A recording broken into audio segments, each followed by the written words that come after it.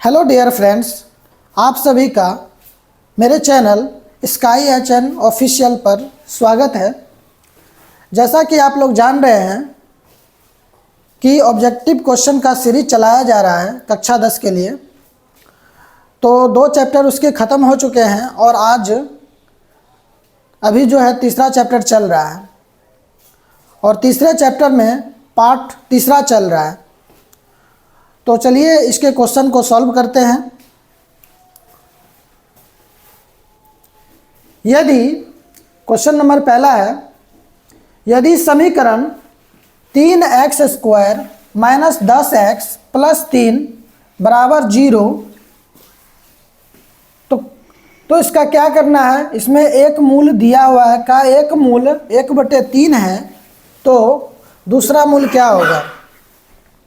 तो इसका दूसरा मूल क्या होगा।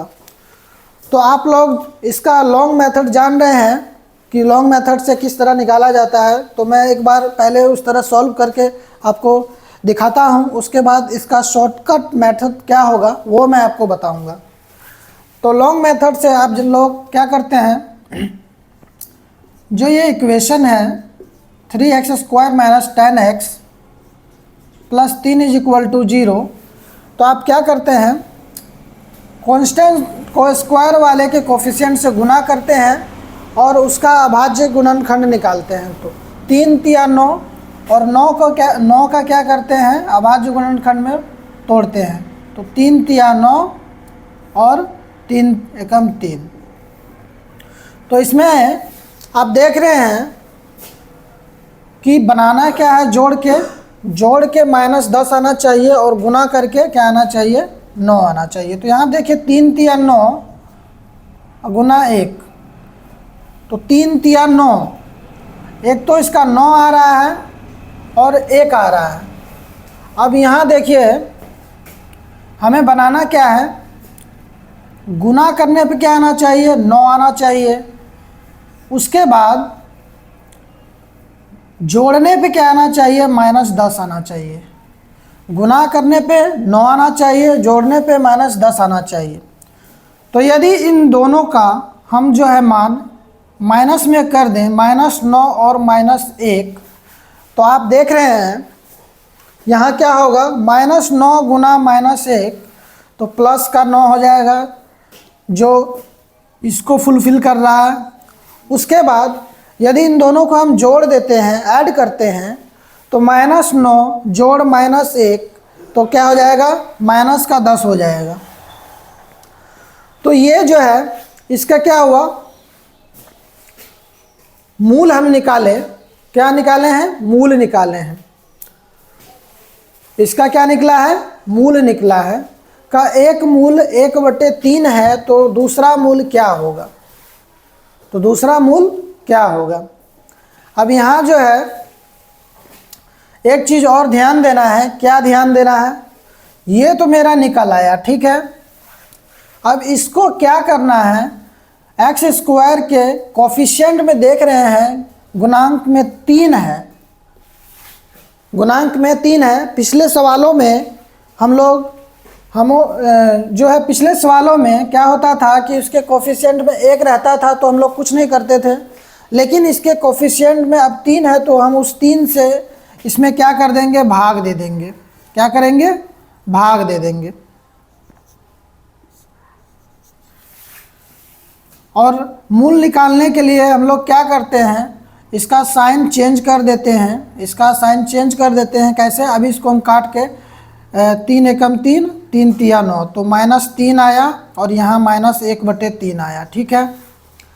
अब जब हम इसको x - 3 = 0 करते हैं तो x का मान क्या हो जाता है, साइन चेंज हो जाएगा, ये हो जाएगा +3 और ये हो जाएगा, ये भी क्या हो जाएगा, +1/3।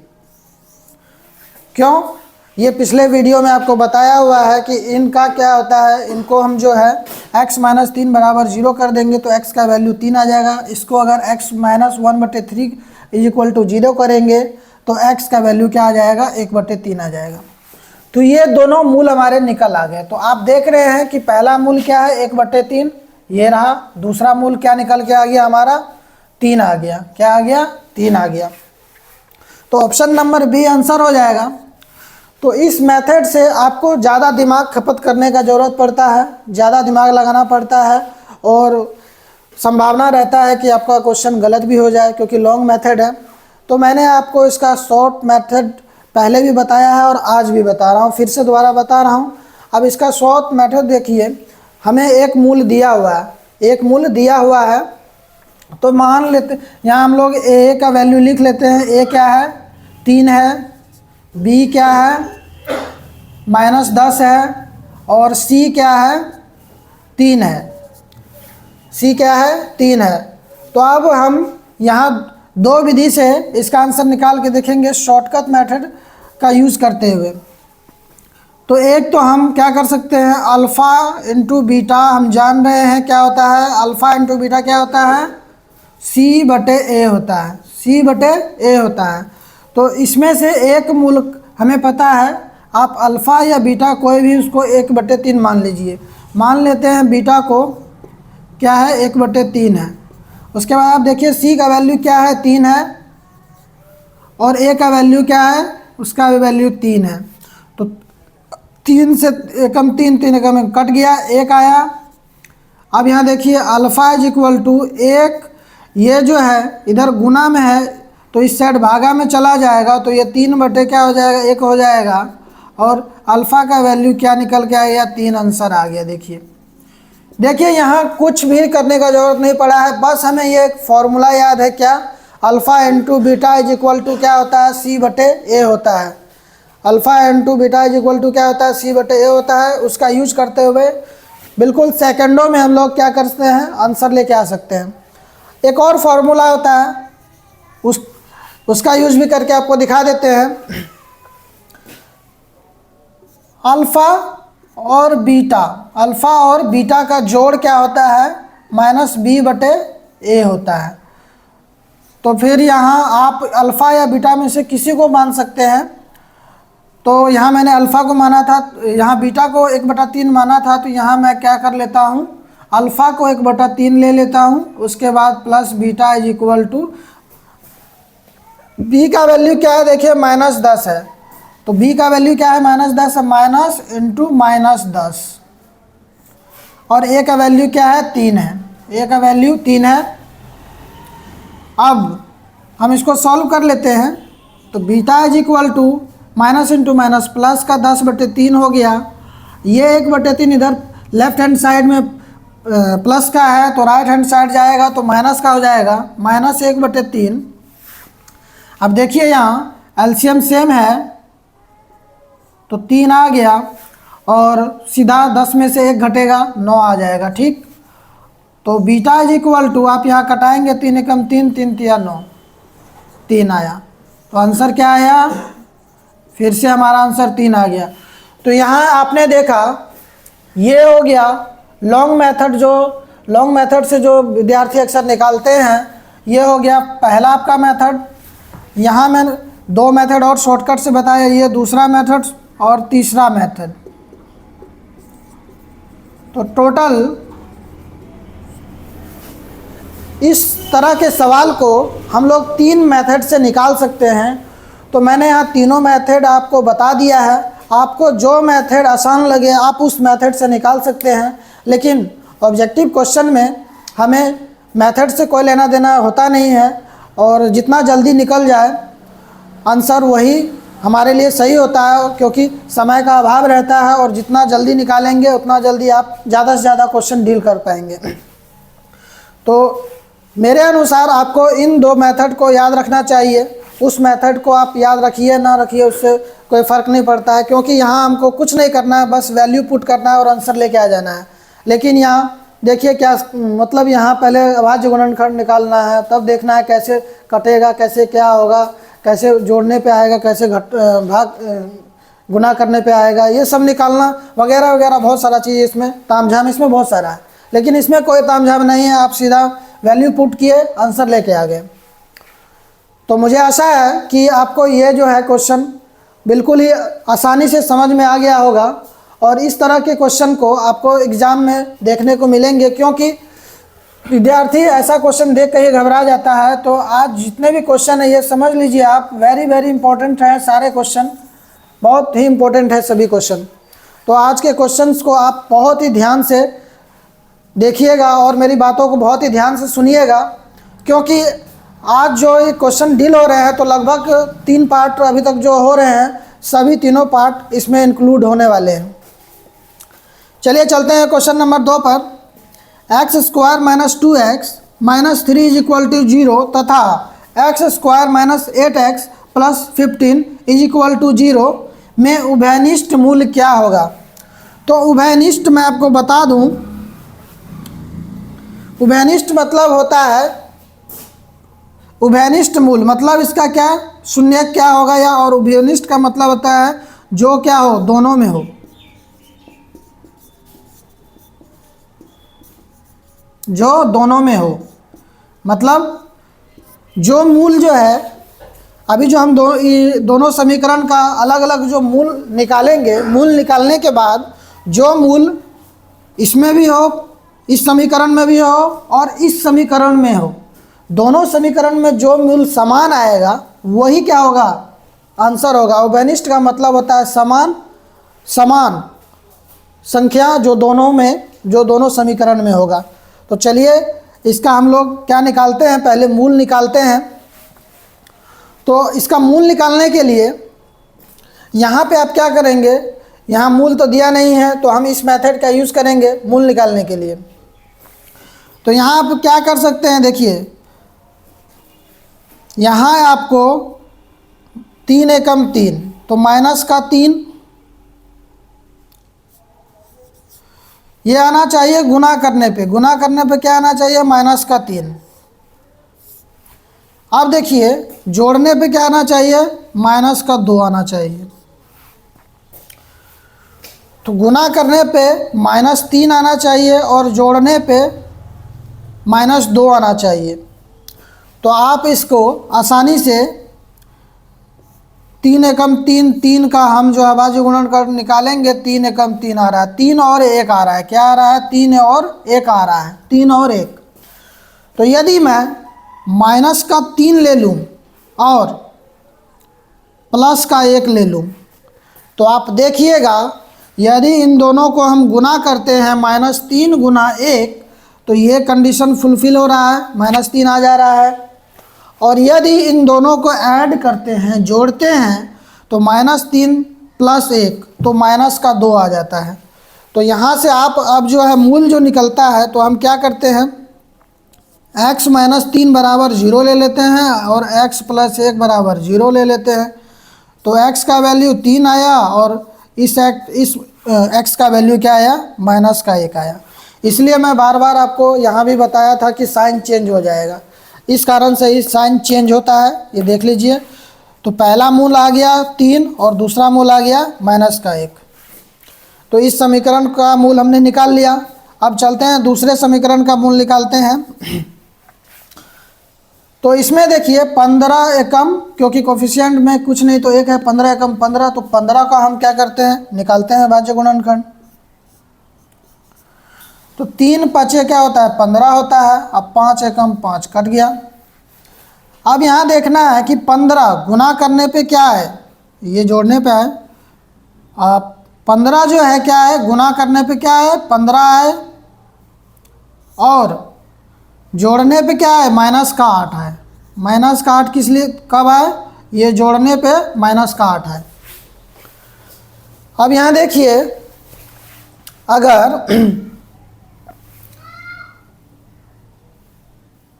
अगर जो है 5 और 3 को जोड़ते हैं तो 8 तो आता है। तो हमें करना क्या होगा, सिंपली कुछ नहीं करना है, यहाँ सीधा नज़र आ रहा है, माइनस का 5 ले लेंगे और माइनस का 3 ले लेंगे।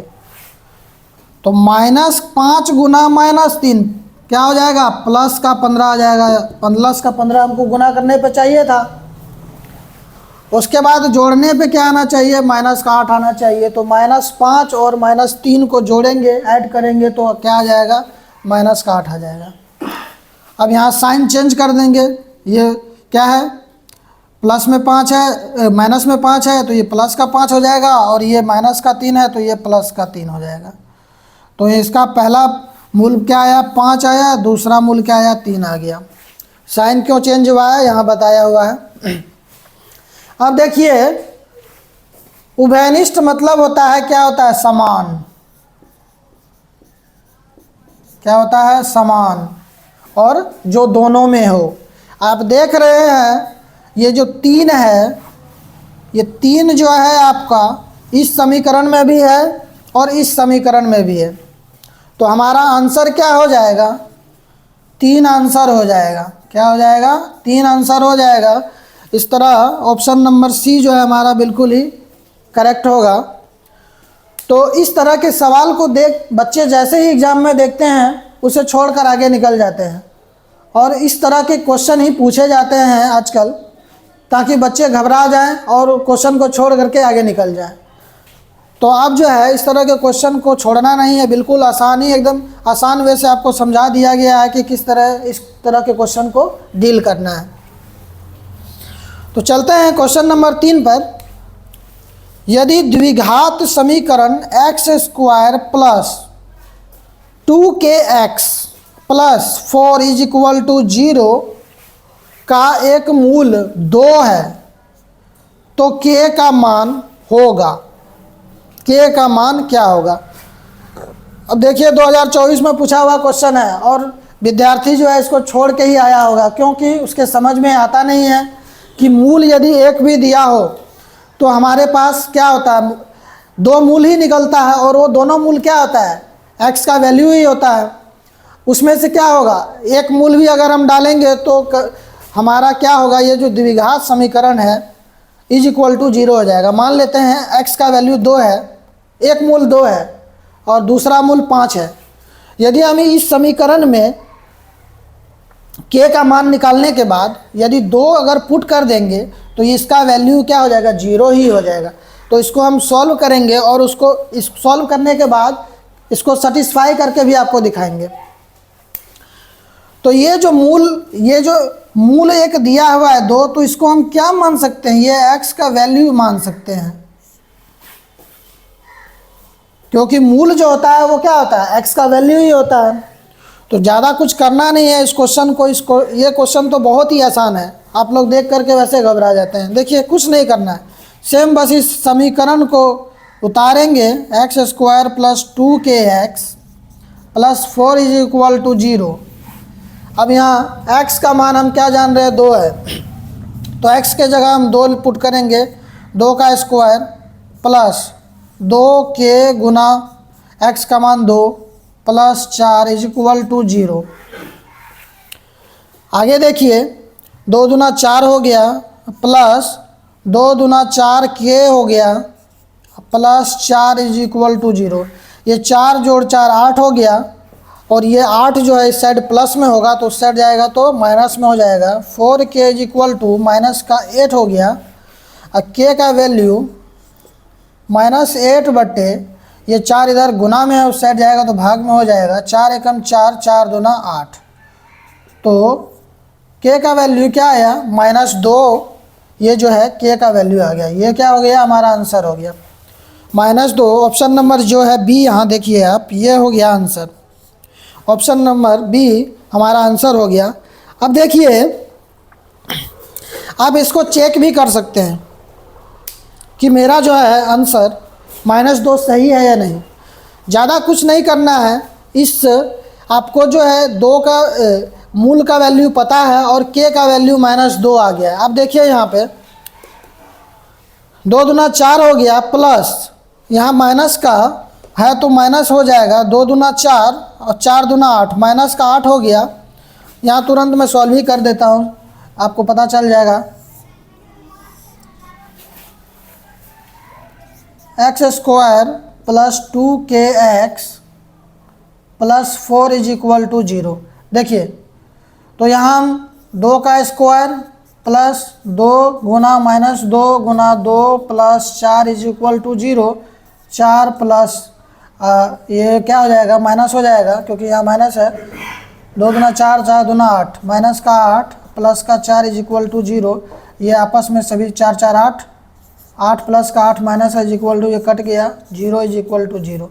ये क्या हुआ, सेटिस्फाई, प्रूव्ड भी हो गया, आप समझ लीजिए प्रूव्ड हो गया। ये आंसर हमारा बिल्कुल सही होगा, ये आंसर हमारा क्या होगा, बिल्कुल सही होगा। तो इस तरह से आप देखेंगे कि इस टाइप के क्वेश्चंस को भी देख करके घबराना नहीं है, बहुत ही आसानी तरीक़ा से सॉल्व कर देना है। आपको पहला मूल दे दिया हो या दूसरा मूल दे दिया हो, बस उसका वैल्यू पुट करना है, और जो के एम एन ओ जिसका भी मान पूछा जाए आप उसको आसानी से निकाल सकते हैं। चलिए क्वेश्चन नंबर 4 पे चलते हैं।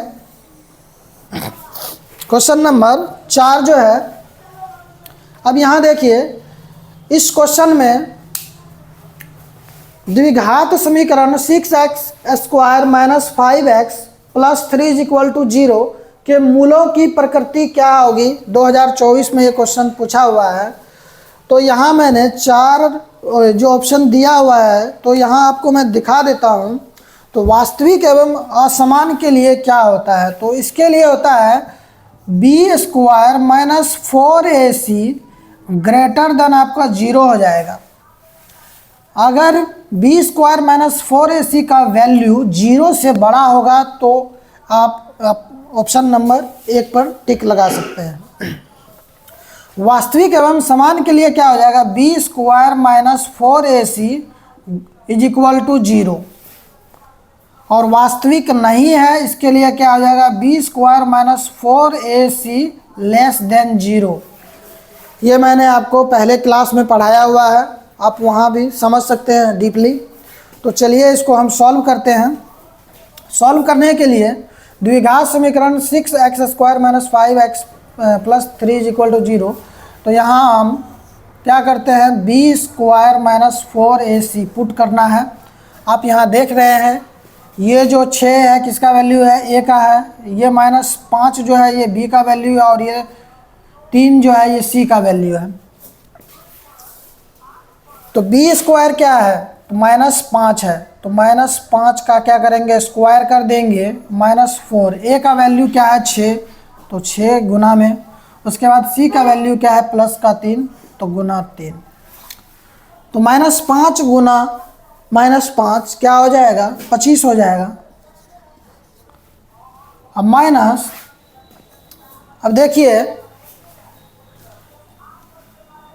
6 चौका 6 तिया 18, और 18 दूना 36, 18 तिया 54, 18 चौके 72।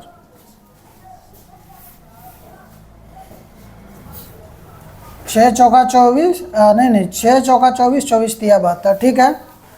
तो 72 में से आप 25 घटा देंगे, तो आपका ये माइनस का क्या आया, 47 आ गया।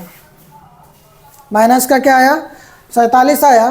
तो आप जान रहे हैं कि माइनस जो है 47 क्या है, जो b² माइनस 4ac का वैल्यू जो माइनस 47 आया है वो 0 से कम है, तो इसके लिए हमारा आंसर क्या होगा, ये जो है वास्तविक नहीं है।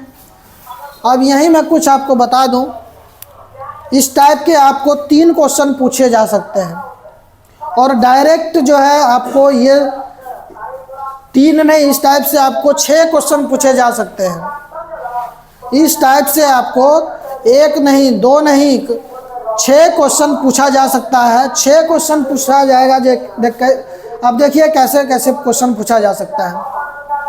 आपको समीकरण दे दिया, पूछ लेगा वास्तविक एवं असमान है, उसके बाद वास्तविक एवं समान और वास्तविक नहीं है। तो ये जो सॉल्व किए, ये जो हम सॉल्व किए हैं, पास करो। तो इस टाइप के आप को बता चुके हैं कि 6 क्वेश्चन आपको पूछा जाएगा। ये जो है फॉर्मूला लिख दिया जाएगा, आपसे पूछा जाएगा ये सभी ऑप्शन दे करके, मान लेते हैं ये दे देगा लिख करके, और आपसे पूछ लिया जाएगा कि इनमें से कौन सा आंसर सही होगा, तो ये होगा।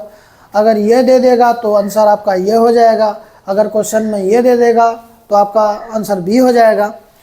और आपको ये भी दे सकता है कि वास्तविक एवं असमान के लिए इनमें से कौन सा होगा।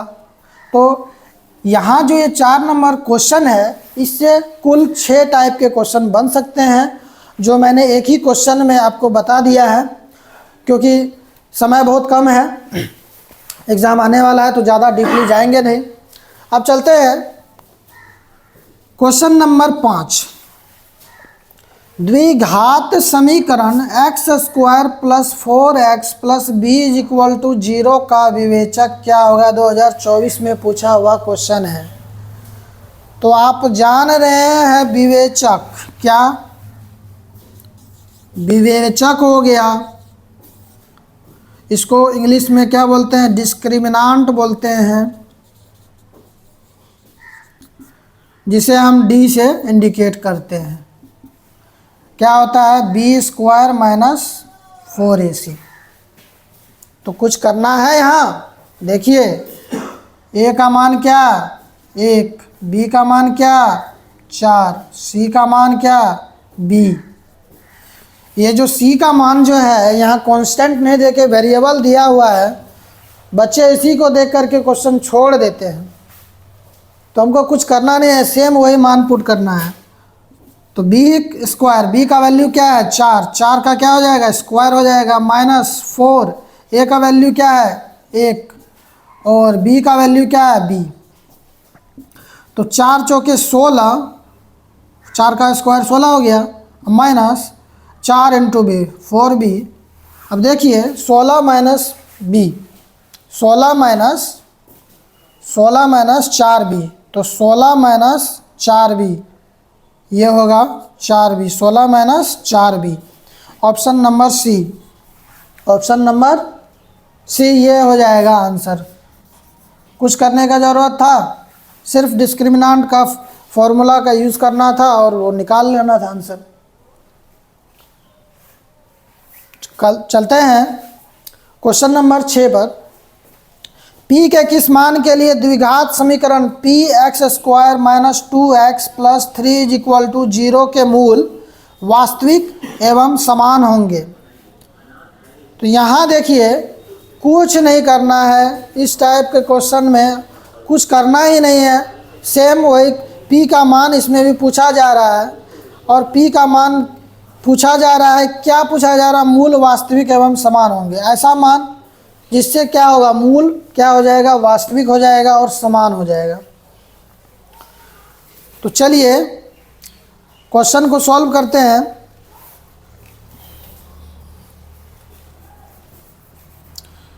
तो जान रहे हैं हम डिस्क्रिमिनांट सॉल्यूशन क्या होता है? b² - 4ac। इसका यूज करते हुए हम क्या निकालेंगे? p का वैल्यू निकालेंगे पहले। तो यहाँ जो है इसमें आपका a क्या हो जाएगा? p हो जाएगा, b का वैल्यू क्या हो जाएगा? -2 हो जाएगा, और c का वैल्यू 3 हो जाएगा।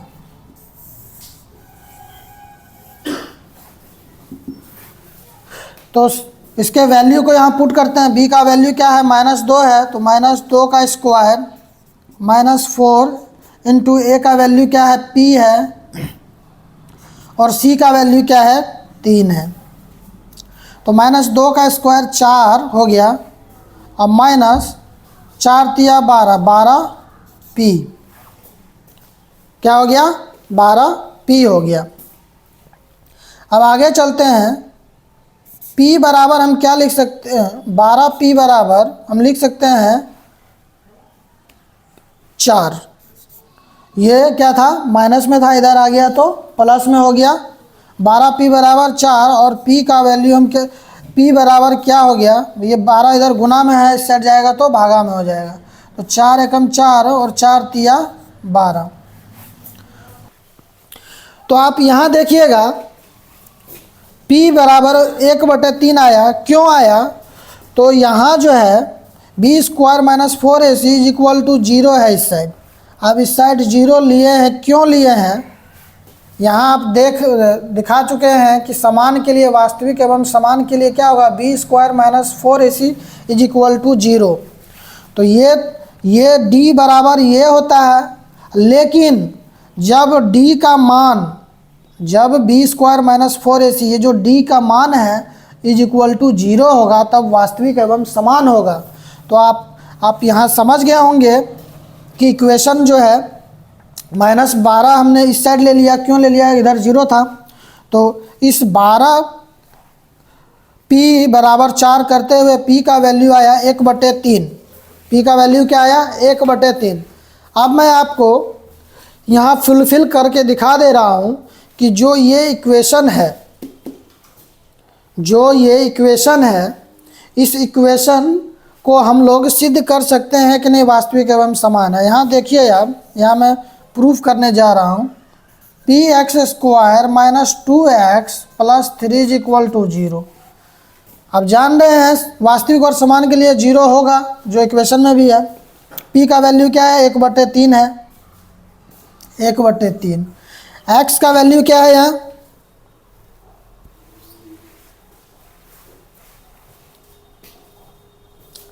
देखिए सिद्ध करने के लिए हमें इसमें क्या है कि p का मान 1/3 है और यहाँ जो है मूल आप निकाल लेना। मूल यहाँ सीधा सा है, -1 आ जाएगा, क्योंकि यहाँ -2 है तो -1 और -1 को जोड़ेंगे तो -2 मूल आ जाएगा। ठीक है, तो -1 का स्क्वायर -2 गुना -1 + 3 = 0। तो यहाँ 1/3 आ गया और ये माइनस गुना माइनस प्लस का क्या आया, 2 + 3 = 0। यहाँ कुछ नहीं है तो 3 3। अब यहाँ आप देखिएगा 3 2 5 1 6 और 1 मिनट, देखिए क्वेश्चन ज़्यादा लंबा हो जाएगा। यहाँ सिद्ध करने में क्या होगा कि लंबा खींचा चला जाएगा। आप सीधा p का वैल्यू निकाल लिए हैं, हमको p का वैल्यू निकालना था। आप इसी को सीधा आंसर लिखिए। आप इसको सिद्ध कर सकते हैं। सिद्ध करने के लिए आपको क्या करना होगा, ये मूल निकालना होगा। मूल निकालने के बाद यहाँ पुट करेंगे तो = 0 हो जाएगा। ठीक है, पास करो। हाँ, तो ये 6 क्वेश्चन हो चुके हैं। चलते हैं क्वेश्चन नंबर 7 पर। यदि द्विघात समीकरण x² - 8x + 5 = 0 के मूल अल्फ़ा एवं बीटा हो तो x² + b² का मान होगा। तो यहाँ देखिए इसका सॉल्यूशन आप देखिए, अल्फ़ा और बीटा इसके मूल जो है, तो मूल आप जान रहे हैं कैसे निकालना है। तो मूल निकालने के लिए 5 एकम 5, तो 5 का जो है हम क्या करेंगे, 5 एकम 5 यही हो रहा है, 5 एकम 5। इस टाइप के क्वेश्चन को हम सीधा एक फॉर्मूला पे बिठाएंगे और हल कर लेंगे। पॉज करना। तो इस टाइप के क्वेश्चंस को आप जान रहे हैं कि जब मैंने पहला क्लास लिया था तो आपको बताया था कि किस तरह सॉल्व करना है। इस टाइप के क्वेश्चन को कुछ नहीं करना है, एक फार्मूला लेना है और इसको बिल्कुल ही आसानी से सॉल्व कर लेना है। तो अल्फ़ा² + बीटा² का मान पूछा हुआ है, तो हम यहाँ क्या करेंगे, हम जान रहे हैं अल्फ़ा + बीटा का होल स्क्वायर = क्या होता है, तो अल्फ़ा का स्क्वायर प्लस बीटा का स्क्वायर प्लस 2ab होता है। तो हमसे पूछा गया है अल्फ़ा² + बीटा² का मान। तो हम क्या करेंगे, इस अल्फ़ा² + बीटा² को एक साइड रख लेंगे और ये जो प्लस में है इसको इस साइड लेके आ जाएंगे, माइनस में हो जाएगा। तो अल्फ़ा + बीटा का स्क्वायर माइनस 2ab, ये फार्मूला आपको पहले भी लिखाया गया है। इस फार्मूला से हम इस टाइप को क्वेश्चन को सॉल्व कर लेंगे। नहीं तो अगर इसको सॉल्व करने जाएंगे तो बहुत ही लॉन्ग मेथड हो जाएगा। पहले हमको मूल निकालना होगा, मूल निकालने के बाद तब इसको सॉल्व करना होगा। तो यहाँ आप देखेंगे a का वैल्यू क्या है, a का वैल्यू 1 है और b का वैल्यू -8 है और c का वैल्यू 5 है। तो अब इस फॉर्मूला का यूज़ करते हुए सॉल्व जो करना है, देखिए यहाँ अल्फ़ा² + बीटा² =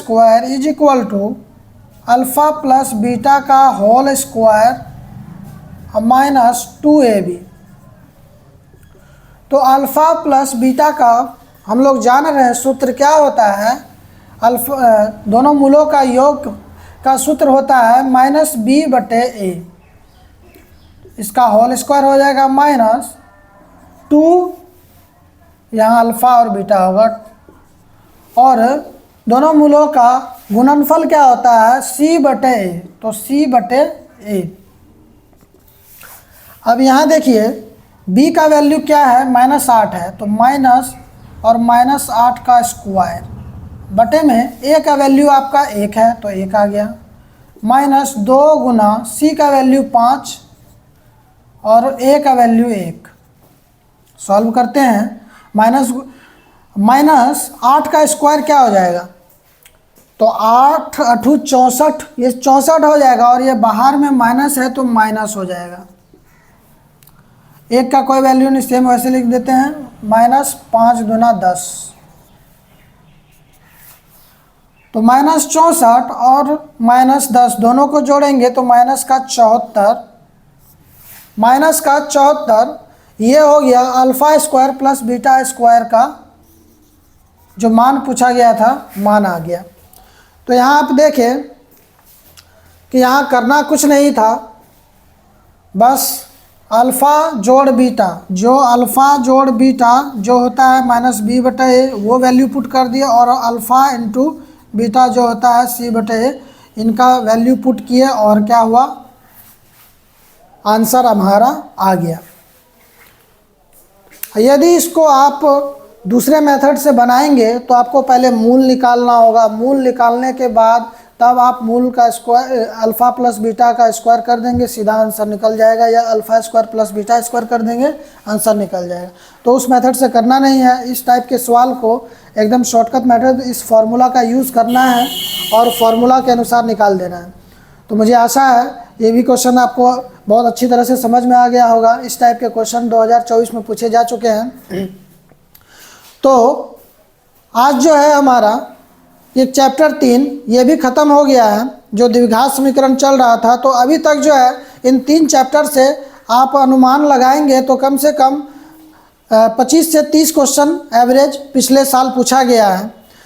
और इन चैप्टर को कराने का यही मेन उद्देश्य है कि अगर सेम क्वेश्चन मतलब सेम चैप्टर से क्वेश्चन को अगर रिपीट किया जाता है तो आपका 25 से 30 नंबर का तैयारी अभी तक हो चुका है। और आप इसी तरह मेरे वीडियो को प्यार देते रहिए, और जो बच्चे तैयारी कर रहे हैं 10वीं का, उनके पास शेयर ज़रूर करें ताकि वो वीडियो देखकर एग्ज़ाम में क्वेश्चंस को डील कर सके और फ़ायदा उठा सके। आपका वीडियो देखने के लिए बहुत बहुत धन्यवाद। हो गया।